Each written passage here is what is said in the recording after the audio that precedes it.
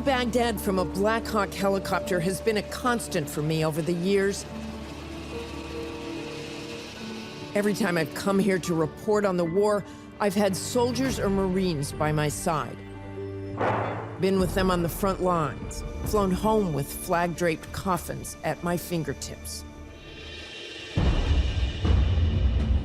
But it's the story of Black Sunday, the story that inspired the long road home, that has stayed with me to this day. 19 men ambushed, pinned down in an alley, lost rescue squads risking their lives to find them.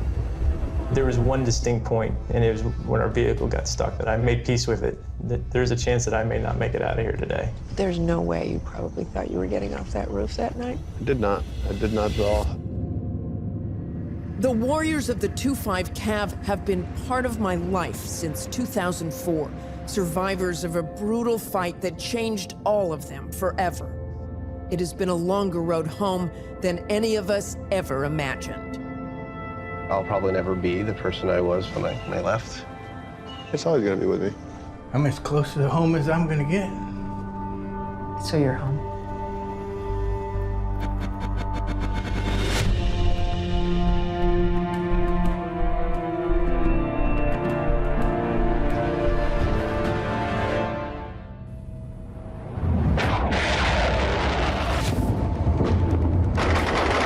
The American invasion in 2003 had been so swift, so seemingly complete. The United States and our allies have prevailed. Less than a year later, violence still flared, but rarely in Sadr City. The 2-5 Cav thought peacekeeping and reconstruction would be its principal mission. He was extremely optimistic. You know, I think most of the guys thought they were going to go over there and, you know, win the war in like 10 minutes. Amber Aguero's husband, Shane, was a platoon leader, leaving his young family for the first time. For many of the soldiers, it was their first time marching off to war, the first time they had to kiss their wives and children goodbye. For Captain Troy Denemy, it was especially hard. His wife, Gina, had given birth to their son, Merrick, just 3 days before Troy shipped off to Iraq. I remember saying to him, we're going to be fine. Nobody's going to let anything happen to us, so you can't worry about us. Robert Miltenberger was a seasoned staff sergeant set to retire when the stop-loss notice came, requiring him to instead deploy with his unit. And we're talking 2-3 weeks before retirement. All paperwork's in, everything. In comes home one day. Guess what? The commander of these men was Lieutenant Colonel Gary Valesky. His wife, Leanne, once in the Army herself, now on the home front with 6-year-old son, Alex, just counting the days. We thought it was going to be a rebuilding, reconstruction mission for our guys. And there was a lot to rebuild. Sadr City, a sprawling Baghdad slum of 2 million predominantly Shia Iraqis. The 2-5 Cav was slated to take over responsibility for the area on April 4th, just days after arriving in Iraq. The Shia of Sadr City had suffered terribly under Saddam Hussein, leaving the Americans to believe the U.S. invasion was welcomed. But despite the relative calm, there were signs the Americans could be in for trouble.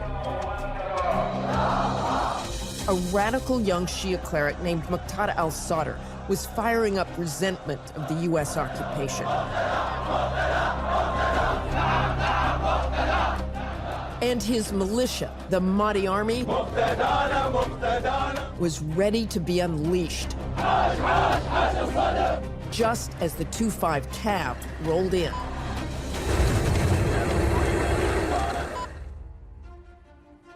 In a dusty, sparse room at their base in the summer of 2004, the soldiers took me through their harrowing tale. We had constant gunfire from the roofs, the alleys, everywhere. And on a drive through the still dangerous streets of Sadr City, they showed me where it all began. The crowds chanting, "Long live al-Sadr." It was this alley, this rooftop, where things got very bad.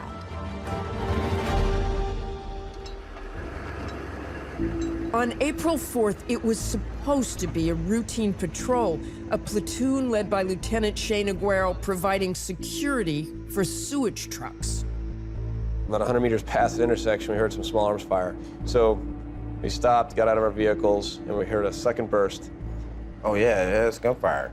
So we got everybody around on the other side of our vehicle to locate, where it was coming from. Fire came from the right-hand side of the street and the left, and from the front and the rear. At nearby Camp War Eagle, the new battalion commander, Lieutenant Colonel Gary Valesky, was just taking over when he heard the radio call. We hear he's made direct fire contact and he's in contact with enemy forces that are shooting at him. My gunner gets hit, and he falls from the turret inside. The gunner, Eddie Chen, was 31 years old. My translator, Salam, he's in the back seat, and I tell Salam to do first aid. But it was futile. Eddie Chen was dead. Several others were wounded. 2 of 4 Humvees damaged and disabled, the soldiers looking for cover. We got to get out of here. We got to get off this road. There's just bullets just hitting everywhere. A lot of little sparks and tufts of dirt on the actual asphalt. And there's an alleyway just sitting right there. I'm just pointing at the alleyway. It's like, that alleyway, go. There's a black door just off to our left, and it's on a 3-story building. It's the tallest building that was there. Soldiers took up positions on the roof while an Iraqi family huddled inside. Sergeant First Class Jerry Swope remained down in the alley on the radio in one of the 2 remaining Humvees. The only point of contact with rescue teams.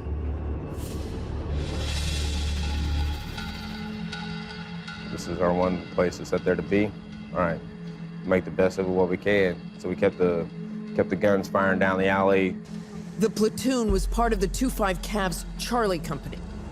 I called my executive officer, told him just to start getting everything that could move ready to go, and everybody ready to fight. As rescue teams poured into the city to find the lost men, they were met with withering gunfire. The enemy had grown tenfold. It was multiple rounds constantly, and I remember looking at the street, and you'd see the rounds that were missing, you just impact on the street, and it kind of looked like rain when it hits puddles, and it was just kind of hitting all over the place. And this is where we start receiving a few casualties in the convoy that I'm leading, and a few guys got wounded. My XO had been riding with me. He was behind me. He had also been wounded at this point, and I had too.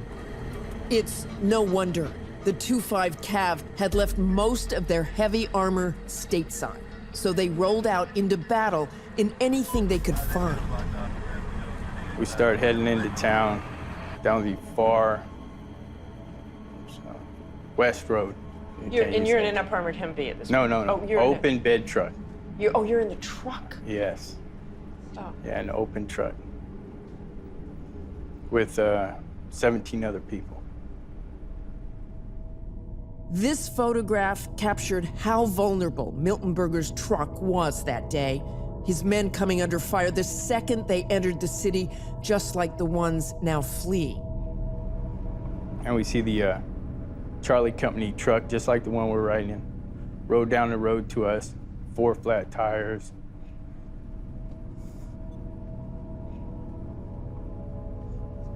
Engine on fire.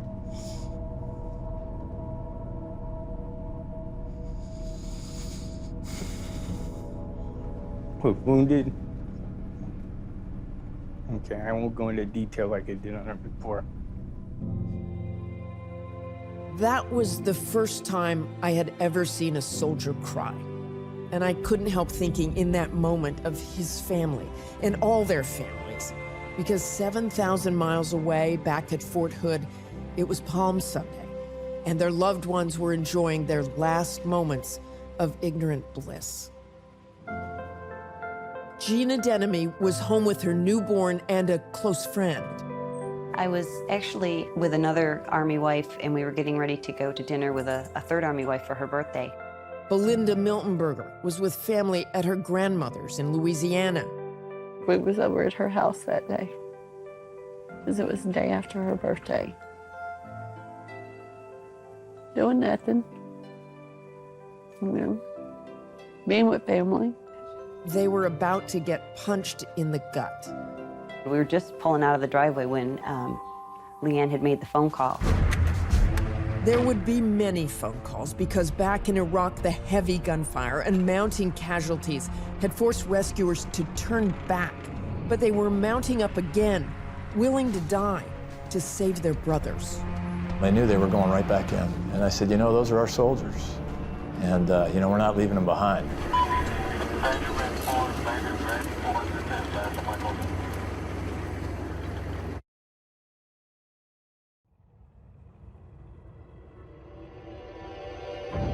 With the platoon still pinned down in the alley, rescue teams struggling to find them and facing fierce attacks from enemy fighters, survival was no guarantee. The enemy knew that we were obviously there. They see two Humvees that are destroyed in the street, and they saw us running the alleyway. So they start coming at us. So all you had to do is just aim your weapon down the alley and fire, and you're gonna hit somebody. And they start throwing hand grenades. Most of them explode on the roofs of the buildings that's off to our north. But apparently one came over and hit me in the Kevlar and exploded, and that wasn't good. So now I'm deaf and I can't walk all that well. They were desperate to get out, but the returning Charlie Company rescuers were once again under constant fire. We continued down Silver fighting the whole way. Someone asked, you know, how many explosions did you see right after this? And it was, you know, almost undescribable. It was probably one every 5 seconds from an RPG or a pipe bomb or an IED that they hadn't placed. It was probably the loudest thing I've ever heard. And constant. Totally constant. I get the first casualty, guy right next to me got hit. So I did a quick assessment. He had a gunshot wound to his arm. I said, you're good, keep firing. He said he couldn't move. So I said, okay, just lay there. We continue on down the road about another 50 feet, and he starts spitting blood on me.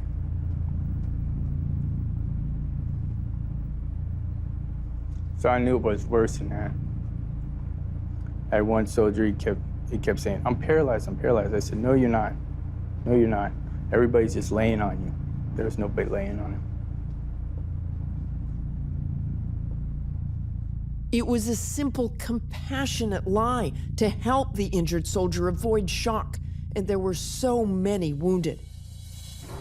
Back at Camp War Eagle, they were overwhelming the small aid station, and Captain David Mathias, who until then had only treated the children of the soldiers back home. I'm a pediatrician, and so this isn't my standard fare, and so it was shocking at first to see these battle wounds that you sort of read about in books. And I guess the best word I can come up with is it was just like a tidal wave. Probably, well, dozens at a time would come in. Back on that rooftop, the soldiers tried in vain to signal their location. So Sergeant Berkwin decides that it's a good idea if he makes a fire.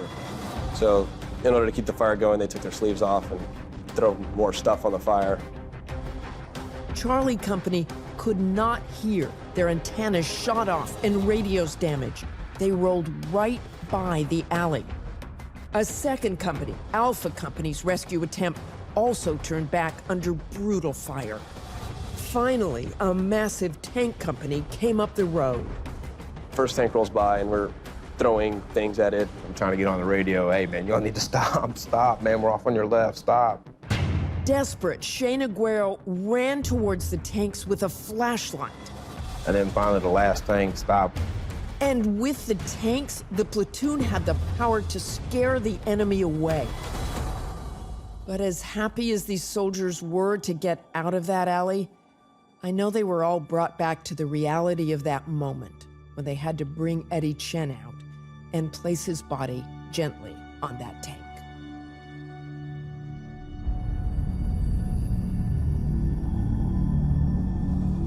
Back home again in Fort Hood, word of the tragedy began to spread. It started with Connie Abrams, the wife of Colonel Robert Abrams, Lieutenant Colonel Valesky's brigade commander. I got the phone call at about 12:45 Sunday afternoon telling me that we had at the time, 4 KIAs and had over 35 wounded. KIA, killed in action. Connie called me. First thing, my heart just dropped. She said, you have 4 KIAs. Your legs just kind of go weak. I mean, it's just an unbelievable feeling of fear, not knowing, you know, who's hurt, who's no longer with us. And then as the day progressed, we learned that we were up to 6 KIAs. It was very hard, and you didn't know if it was your husband or one of your friends' husbands. And then, you know, 7 KIAs and over 40 wounded. The final toll for the night would be more than 60 wounded, 8 dead, most of them from the rescue squads. Specialist Robert Arciaga, Specialist Ahmed Kaysan, Sergeant Eddie Chen, Specialist Israel Garza, Specialist Stephen Hiller, Corporal Forrest Jostes, Sergeant Michael Mitchell, and Specialist Casey Sheehan, most of them in their 20s.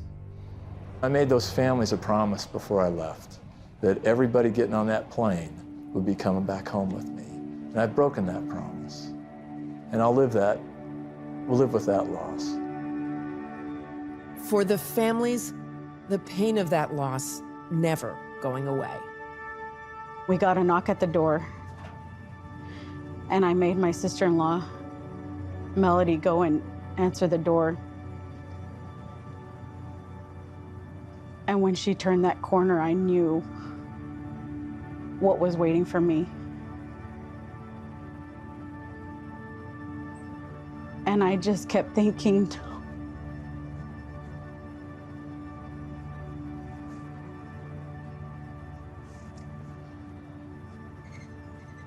I said, no, it's not my Israel. For those who survived the battle, it was just the beginning. Staff Sergeant Miltenberger was awarded the Silver Star for his life-saving actions that day. Beside him, Sergeant First Class Jerry Swope, honored as well for staying on the radio the entire time in that alley. Uncommon valor was common that day. But that day was only the first for the 2-5 Cav. The insurgency that erupted led to 80 days of full-on combat. And then after a lull, another 60. The soldiers in this battalion have seen tremendous changes in Sadr City in the last few months, but the changes have not come easily. I returned to Sadr City just as the deployment was coming to an end. After all the fighting, Lieutenant Colonel Valesky showed me that progress was finally underway. Hello. Hello. Salam alaikum. But the shadow of April 4th was still heavy. And there were hints then that the road home, the road that started in that alley, would be longer than any of us ever thought. Are there haunting memories? I think they're haunting. More haunting. It's like I just replay the thing in my head. Yeah. I don't know why. The trauma of that day not easily forgotten, but a connection born that would forever remain. I don't think the bonds that they've made here with their fellow soldiers will ever break. I understand now what it means when you go to a veterans ceremony and you see the old veterans get together and hug and cry, and you never really understood it. I understand it now. And the bonds forged in war, both on the battlefield and the home front, would be tested, strengthened, as the soldiers returned to the U.S. from combat, the first of what would be many steps on the journey home. I love you, Daddy.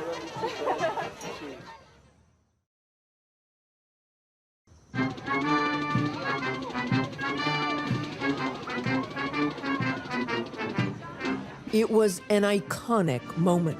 Families of soldiers returning home from war lined the parade grounds. Is your dad? Yeah, he's in the buses. But the joy at Fort Hood was tempered by the knowledge that 168 soldiers from the 1st Cavalry Division, including 14 from the 2-5 Cav, didn't make it home. Across the field, the returning soldiers fell into formation. Lieutenant Colonel Volesky at the lead. It was torture for the waiting families, but finally... Ladies and gentlemen, this concludes our welcome home ceremony. I love you, Daddy.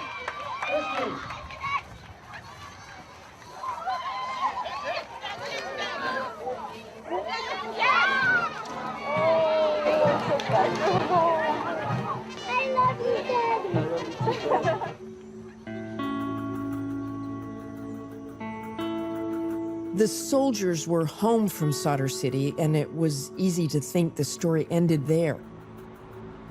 But as some continued their Army careers and others chose to leave the service, the question for them all remained, what would be harder? Going to war or coming home? I think when you're in a conflict and you're in a war zone and in a battle and talking about it, you don't really think about what comes next. I didn't realize how that day in that alley in Sadr City would stay with them forever.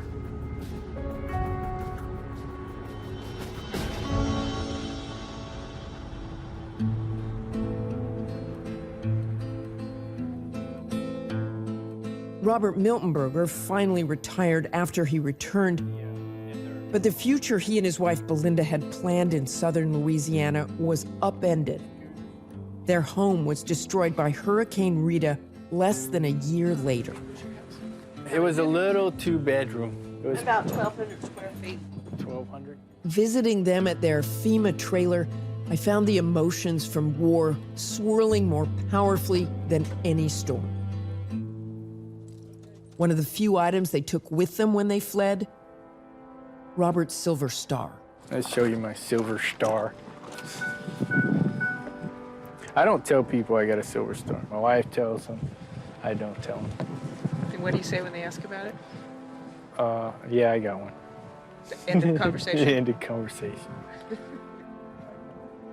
He didn't feel he deserved it. A common refrain from those who serve. Always quiet, Robert never even really told his wife, Belinda, about what happened, the things he did, the lives he saved. He sits emotionless when she speaks of his pain. Physically, he's okay, but how is this going to affect the rest of his life? How do I help him? Diagnosed with PTSD, what haunted Robert was that merciful lie he told that wounded soldier, telling him he wasn't paralyzed when in fact he was, but also that he himself hadn't been injured. I feel guilty because I wasn't shot too. Yeah, I didn't get hurt. I'll think about what I could have did better, what we could have did different to make it, the outcome better. Salam alaikum. Shalomik. Zain? Shon Saha. Alhamdulillah. Ana Akid Volesky. Shismik. And for those who continued to serve, the Battle of April 4th still weighed on them as well. If I'd have done something differently, could these great men still be serving our nation with their families? IEDs yesterday, they had a VBID that went off. After a second year in Baghdad and then a year back home, Volesky returned to Iraq once again in 2009, this time in Mosul, commanding a brigade with 5,000 soldiers. The idea of home is complicated. The army is Volesky's other home, his soldiers' family. But it was hard to leave his real family once again, his son Alex growing up without him. He always makes me smile because he says, well, Dad, you go over there and you help those people then, and I'll wait for you back here. So. I'll take care of things at home. Yeah, roger that. Martha's a friend of the Cav and has been for a long time. So she's coming out here. She's got some history with Brother Aguero and me. We always seem just to kind of be here sometime that she is. All right, let's go. Let's mount up. Hey. Pretty fantastic. The two of you together again. Yeah. Can you believe it? It was easy to see the bond between the two of them unbroken even after all the separate deployments. By March of 2009, now Captain Shane Aguero had been overseas more than 40 months. Tell me how many significant events you've missed at home. Christmases. Well, pretty much all of them for the last 4 years, almost 5. Why was it worth it for you personally? I'm a soldier. That's what I do. I go where I'm told to go, and I answer the call.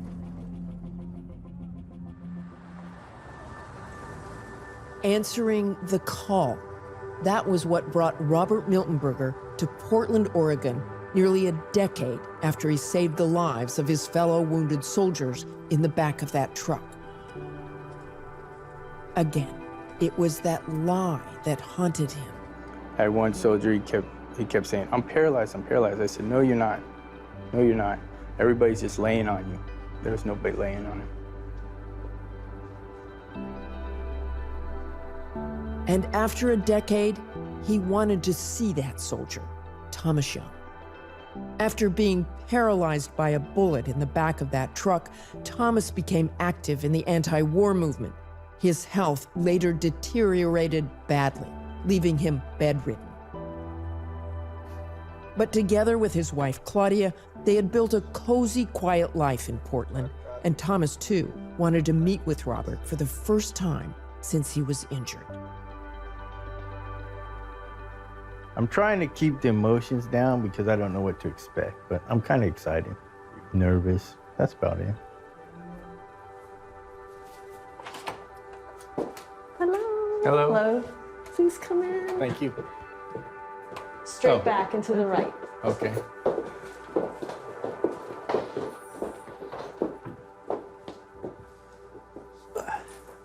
The meeting between the two men was quiet, awkward, and tentative.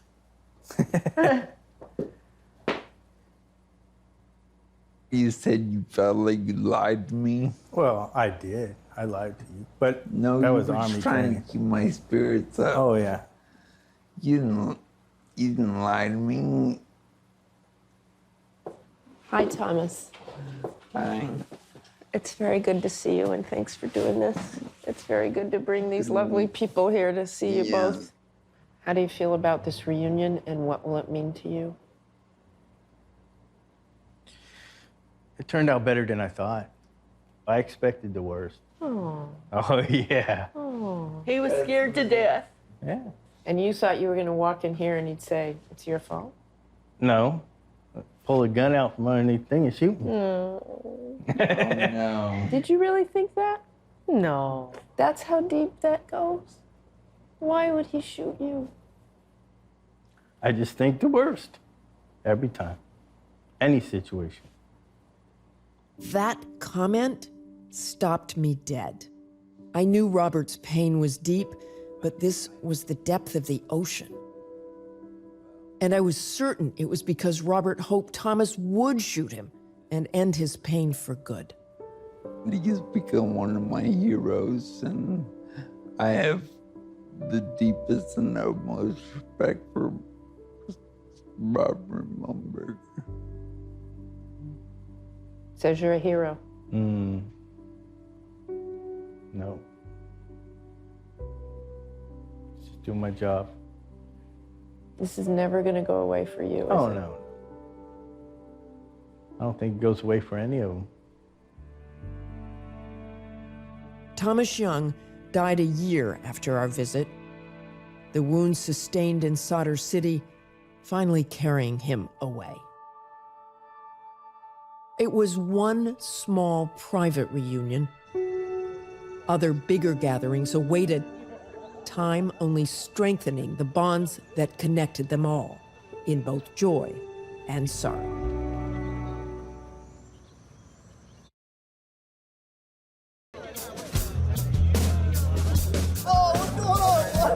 How are you doing here? What's up, man?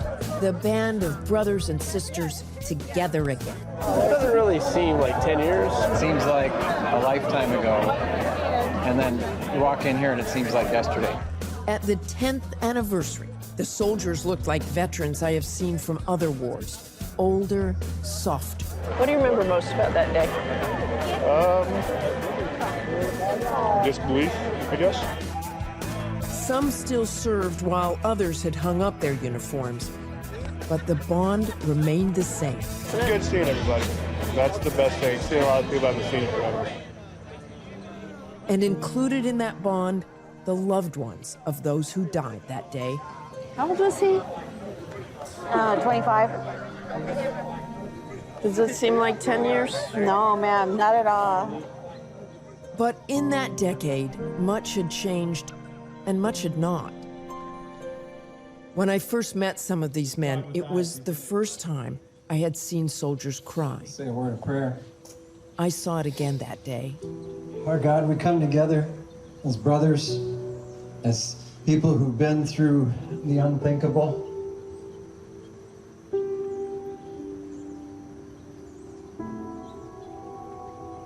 We're grateful.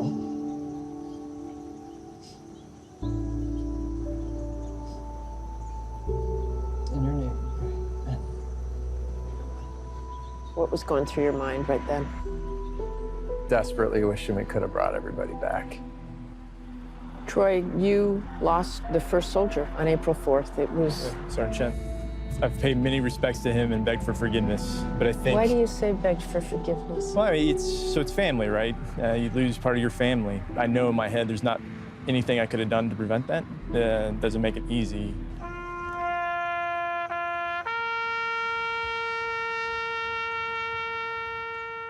Fighting that sense of guilt is a hard, pain-filled road. Every combat veteran understands. What would you say to them about how to get through it? Get help. You can lie to everybody else, but that guy you're looking at in the mirror, he knows you're hurting. After Afghanistan, that was the first time I went and got help. You know, I just didn't want to be that guy that was jumping because of backfires or, you know, yelling at my kid. I didn't want to be mean dad or mean husband. I still wanted to, you know, enjoy my family. These soldiers I had met 10 years earlier in Sadr City had become the veterans Gary Valesky once told me about. I understand now what it means when you go to a veterans ceremony and you see the old veterans get together and hug and cry, and you never really understood it. I understand it now. And I had begun to understand it as well. I kept in touch with many of these men and their families, witnessing the twists and turns of each individual journey on the long road home. Of all the people in that battle that day, all the couples, I have seen Gina and Troy Denemy the most because they have been based near Washington, D.C., in the area where I live.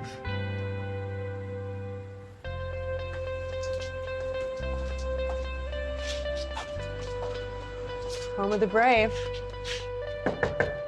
Come on in.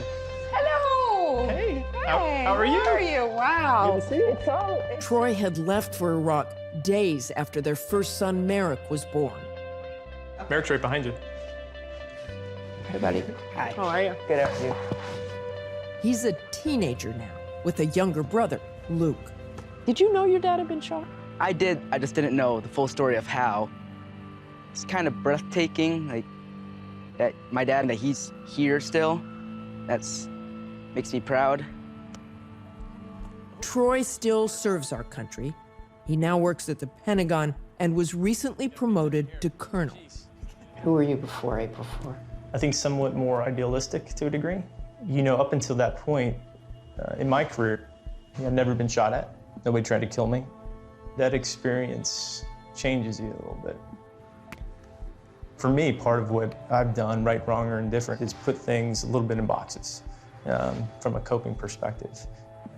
I think no matter what, when somebody goes through that experience, they can't come back the exact same person. There's no way. But as far as us and our family, like he came back as Troy. Like to us, he hasn't changed. I think that I've hopefully become a better father and a better husband, but also a better soldier and a better officer because of that too. So you're home? I've been thinking about that question, right? And it's how do we define home?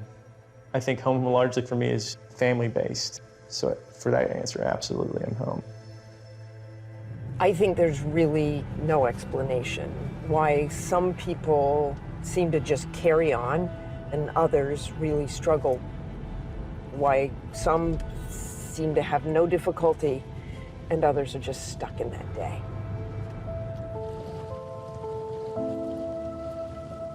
This really has replaced the Army for me. The fish are just HVTs, high-value targets. I get to go fishing with Eric Berquin today. Eric was 23 years old when he was on a rooftop, fighting for his life, fighting for the lives of the soldiers he was with. I love him. I love him like a brother, like a son. Yo! Howdy. You ready to catch that monster? Your entire reputation is on the line as a fisherman. I'm aware of it. Eric is out of the Army now, a full-time dad. Okay, that was impressive. All right, all the traps are set. Okay. Now we're fishing. Now we're fishing. And this is where it all gets better? Yes, it is.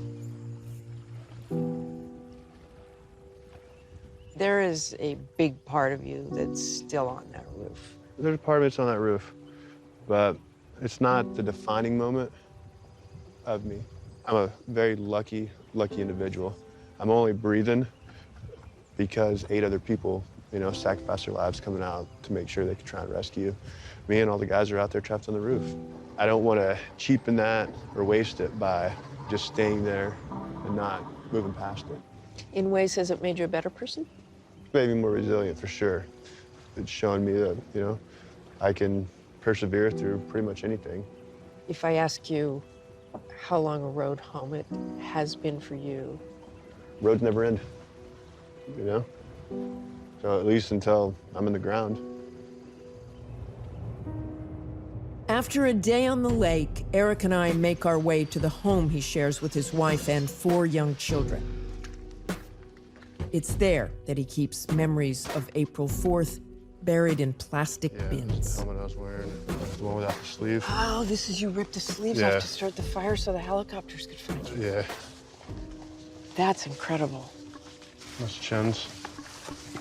That's Chen's? Yeah. This is stuff off his uniform. Wow. Eddie Chen had been Eric's barracks mate in the Army. So, yeah, I've been lugging that around. Is that for a hard to while. look? Yeah, honestly it is, but I've looked at it quite a bit. It doesn't get any easier. It just externally, it gets easier. As we go through the gear and flip through photos, Eric remains stoic. Here's the first thing I wrote. But then we get to the report he wrote right after the battle. I jumped out of the truck, decided to return fire. I noticed that north of our position that there's a man with a rifle standing behind it.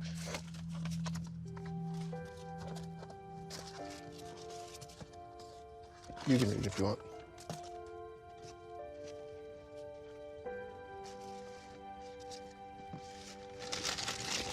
Pretty powerful. Yeah. I feel protective. For all the fisherman bluster, there is a fragility just below the surface, a fragility I respect. Perhaps for Eric and the others, finding the road home means walking all the way back to the alley where it all began.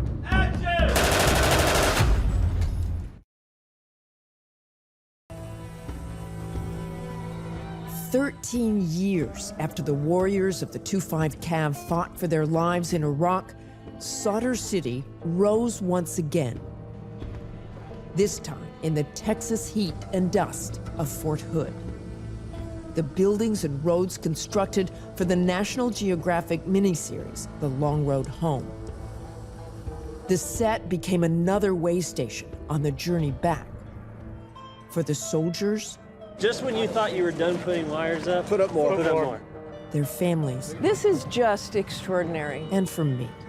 We're going on a live movie set. We can't take any pictures. On the anniversary of the battle, Eric Berquin, a technical advisor on the set, brought us all back to the alley. These should be basically a match to the real buildings right here. The word the soldiers used most often was surreal. Even I found myself walking around with the heightened senses I had in Baghdad, expecting a bomb to go off. I was on that side over there, and there was a guy. It was an especially emotional day for Carl Wild. He was the one who took those haunting photos up on the roof back in 2004. I took everybody's picture, kind of thinking that somebody would find our camera and the families would get that last picture because nobody thought we were getting off that rooftop alive. Anytime I'm struggling and I feel like I can't go on, I think about the guys who died, especially Chen, and how they gave their life so I could live. And that's what's pushed me to move back out into the world and do something. I don't want to be one of the guys who waste their lives now. So. Thank you. It was unnerving to be on that roof. And then I look over and down the alleyway, I'm like, there, the black door. The men couldn't help but reminisce about the hours that had changed their lives. And then the last time was after I got hit with a grenade. I had to shut my foot. I made it about like right there. Shane is still serving. He hopes to retire soon. 5 deployments, 65 months away from home has taken its toll. I really am a completely different person now, and I don't really like it. What don't you like? Exceptionally angry, paranoid, negative. Shane has gotten help. I saw a different, far more open Shane Aguero than I had in the past. Honestly, Shane, I'm surprised by your candor. It's a good thing. It's a good thing. April 4th was a very bad day. It's the day I turned from a warrior into a veteran. Now I need to become more than that. Also visiting the set were family members of the fallen. I worried about how seeing the circumstances of their son or husband's death portrayed so vividly would affect them. This is so hard. Tell me what the hardest part is today. Just feeling the emotions.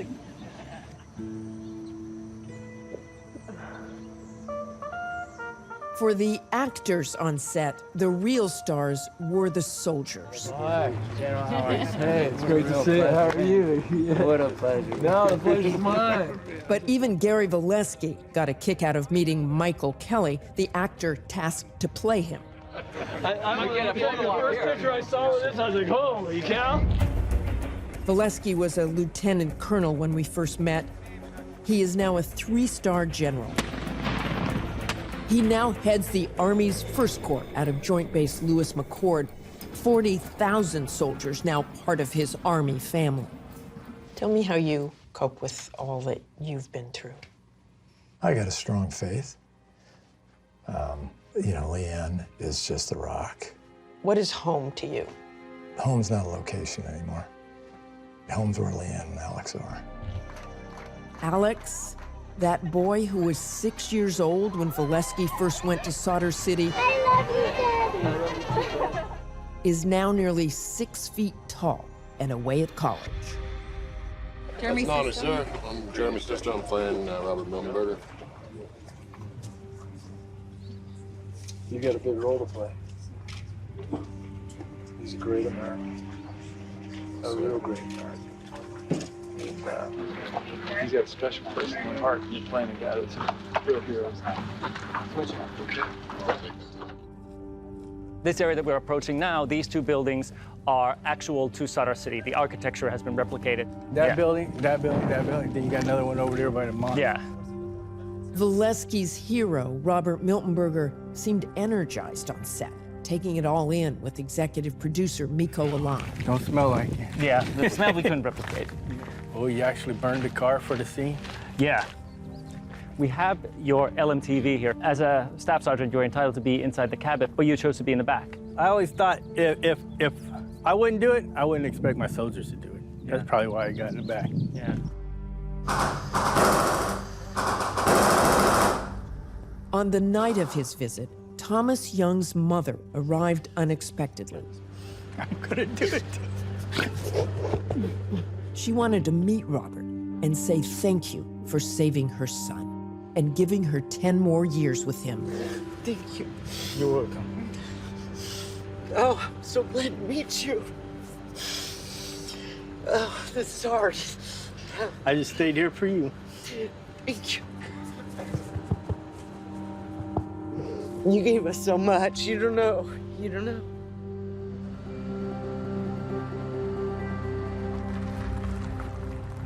And a few months later, checking in with the Miltenbergers in Louisiana, I wanted to know if meeting Thomas Young's mother had helped. Come on in. Thank you. When you think about Young, do you still... Do I still feel guilty? Yeah. Yes. Why? Because I lied to him. And you can't get past that. You can't say, I saved his life and helped him not go into shock. And Thomas saying to you, you saved my life, I understand it, you're my hero? Yeah. You hate that hero stuff, don't you? Yeah, I do. There is happy news on the horizon. They're about to be grandparents. Our son, him and his wife, are expecting a baby in March. And it is a baby. Girl. Robert works on an oil rig and is getting help from the VA for his PTSD.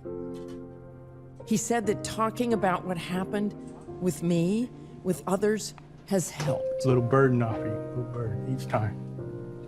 You're doing well, Robert. I know. The bond that these soldiers have, the bond that these families have, the bond that I have with them after 13 years is extraordinary. It makes me a better person. It gives me comfort. For them, for a country, for all the young men and women who will follow in their footsteps.